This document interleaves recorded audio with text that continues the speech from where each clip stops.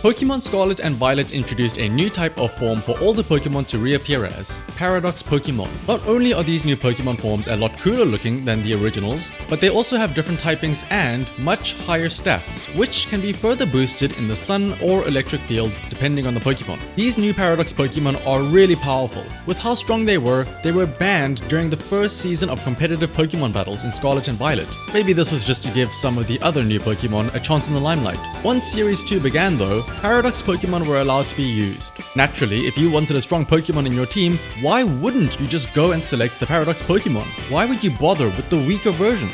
Well, today, I'll show you just how good the original forms of these Pokémon can be. It's not about the amount of stats that you have, it's about how you use them. Starting off the Scarlet selection of the Pokémon, we have Amoonguss, aka Broodbonnet. Now, Amoonguss is actually a really nice choice here because even in its base form, Amoonguss is really useful as a support Pokemon. Having access to Rage Powder and Spore gives two huge forms of utility with redirecting opponents' attacks or putting them to sleep. With Rocky Helmet and the ability Regenerator, Amoonguss is the perfect tank for the team. Volcarona got a lot of love since not only is it Slitherwing in Pokemon Scarlet, but it is also Iron Moth in Pokemon Violet. But today we're just using the regular Volcarona, which is just as good as a special attacker, and it technically also has some utility in weakening the opponent's Pokemon. It has Struggle Bug, which is a spread move that lowers the opponent's special attack by 1 stage, and also Heat Wave, which is also a spread move that has a 10% chance of burning the target, which cuts their physical damage dealt in half. And don't forget that both of these moves are Stab 2, or the same type attack bonus, so they get 50% extra damage. And for an even extra chance of burning,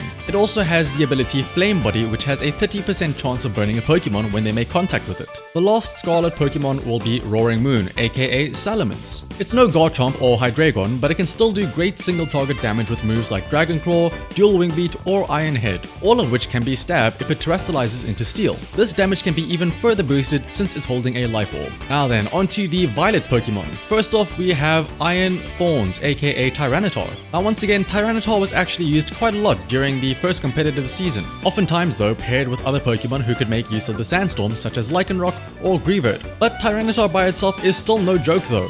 With how much potential spread damage it can have with Rock Slide or Earthquake, combine that with an Assault Vest to make it very bulky versus special attackers, and T-Tar can still be a huge threat. For our next Violet Paradox Pokemon, it's a bit of an interesting one. It's going to be Iron Valiant, which in theory can count as both Gardevoir and Gallade. So first off, let's go with Gardevoir. It is the other special attacker in the team, with some hard-hitting moves like Dazzling Gleam, Moonblast, and Psychic. It's also holding a Focus Sash, so a possible change that could be made here would be to also give Gardevoir Trick Room, but I decided to stick with just the damaging moves and Protect. Last but certainly not least is Gallade. Gallade has gotten quite a boost in terms of its damage in Generation 9 because of a new ability called Sharpness, which boosts the power of all slicing moves by 50%. That includes 2 of Gallade's moves, which are Sacred Sword and Psycho Cut, both of which also further benefit from another 50% boost from the Stab bonus. Slap on a Scope Lens for increased crit chance and get ready for a death by 1,000 cuts. But just speaking about the teams isn't gonna mean much, so let's head over to some matches to showcase just how strong this team can be.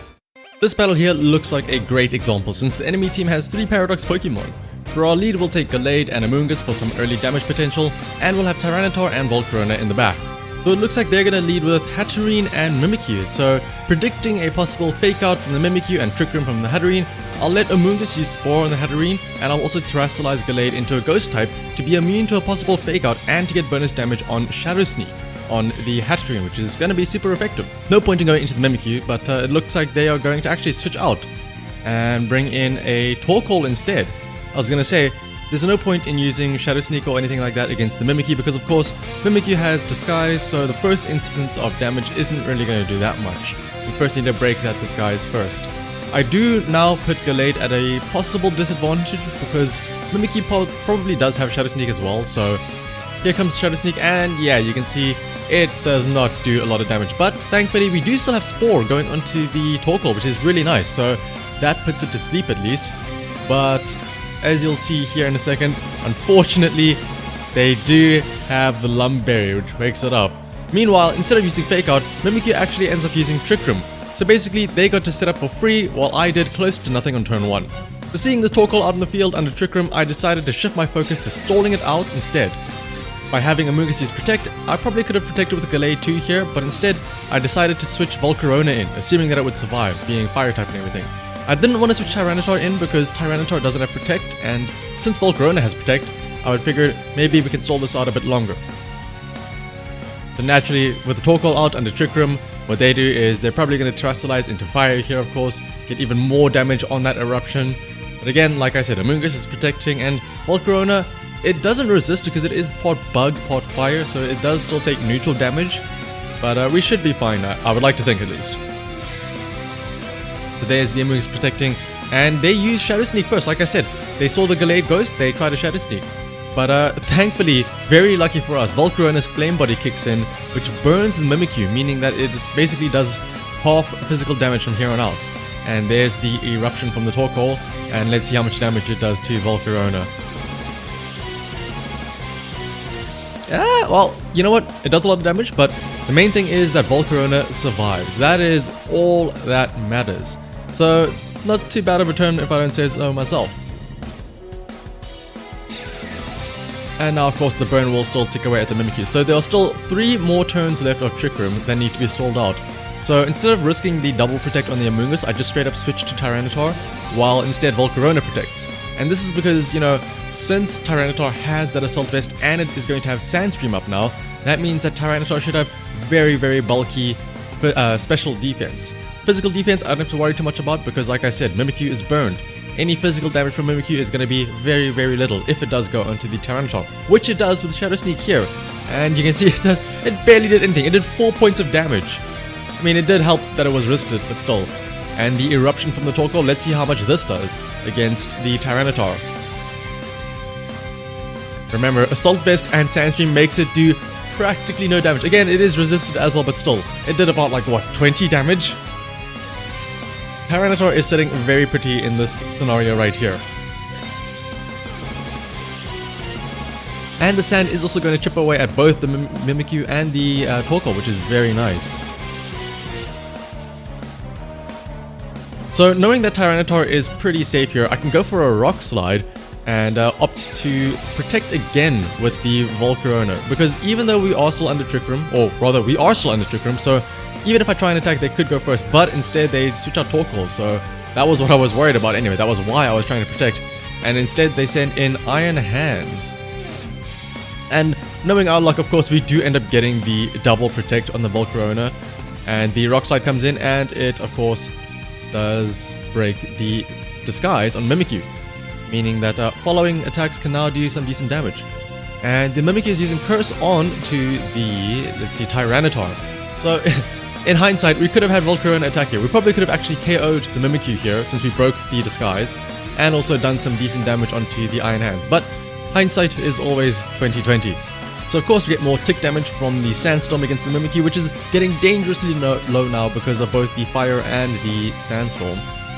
And yeah, you can see here now with the Curse and the Sandstorm and the Burns, everybody's slowly taking damage over time. But now that Torkoal is no longer out on the field, we can actually switch Tyranitar into Amoonguss, mainly because I also want to get rid of Curse, but also because now there's no threat to Amoonguss with the 2 physical attackers out, and Amoonguss being very bulky against those. I also opt to have Volcarona triple protect because I am concerned a bit about a fake out from that Iron Hands, and again we are still under Trick Room, so again even if we do try and move, they could just go against us. But it turns out Mimikyu does protect after all, and does Volcarona get our protect? No, we don't get that lucky. So unfortunately, but again though, even if we did attack, Iron Hands would have gone first and Thunder Punched our Volcarona here. But in another stroke of luck, Volcarona Flame Body acts again and burns the Iron Hands. Even though Volcarona has not used a single attacking move, it has still gotten so much mileage out of burning both the Iron Hands and the Mimikyu, the 2 physical attackers. That means that there is practically no threat in terms of physical damage anymore. And once again, those 2 are still ticking down and burning away ever so slowly. Also, importantly there, Trick Room is now over, so I can bring in Gallade and hopefully go on the offensive now that we should have control of the game now. And now that Amoonguss and Gallade are back out, I can have Amoonguss actually use Spore, Rage Powder, because again, there is still a chance of Mimikyu using Shadow Sneak on the Gallade, even though I don't think it would KO us, because again, it's burned. But Gallade can now also Shadow Sneak against the Mimikyu because the Disguise is broken. They do decide to retreat their Iron Hands though and switch in, let's have a look and see. I can't read that, but it is going to be their Hatterene. Rage Powder does go off though, which I don't think it should matter because Gallade should still maybe go first here with Shadow Sneak, and yes, it does indeed go first. Mimikyu obviously can't protect because it protected last turn unless they got lucky, and so we do KO the Mimikyu. Hatterene though is a little bit scary because we know that we outburned the Iron Hand, so that's not an issue, but Hatterene still basically full health, or no, actually is full health, and can still do a lot of special damage here to us. Especially the Gallade, who is currently a Ghost type. And let's see, they decide to send out Iron Hands again, which, let's remind you, does have a chance for Fake Out. So, it's a bit of a concerning thing here. We know that they can't Fake Out my Gallade at least, but Amoonguss is most likely going to get faked out here. So I'll try and spore the Hatterene anyway though, and have Gallade use Shadow Sneak on the Hatterene. I could in theory attack the Iron Hands again, but remember, it's burned and it's also using Fake Out on Amoonguss anyway. There's no real threat there. The real threat on the field right now is the Hatterene. So the Shadow Sneak comes in from the Gallade, and let's see how much damage it is. We could pray for an early crit here, but only does half damage. And unfortunately, you can see there, we just procced the Hatterene's item, which is going to be the Weakness Policy, boosting its attack and special attack by 2 stages. Which means that it is going to get a lot of damage off here when it gets the Dark Pulse onto Gallade. And yep, that is a one-hit KO. But I suppose this isn't all doom and gloom. We do still have our Tyranitar, and more importantly, there is no Trick Room. So as long as we get rid of that Hatterene, we should be good to go. We no longer have Fake Out from the Iron Hands, so Amoonguss can actually use Rage Powder now, meaning that Tyranitar can do some decent damage here. We also set up the Sandstream once again, fully refreshed, all the turns come back. So Rage Powder from the Amoonguss here, and then we can also have Rock Slide from the Tyranitar. There's the Rage Powder from the Amoonguss, and again, now that we're not under Trick Room, Tyranitar moves first, gets up the Rock Slide, does a lot of damage to both of them, leaves Hatterene on a sliver of health, and we get really lucky, flinching the Iron Hands too. Of course, the Hatterene does get the 1-hit KO on the Amoonguss, but again, Amoonguss served its purpose. It was able to redirect a lot of the attacks.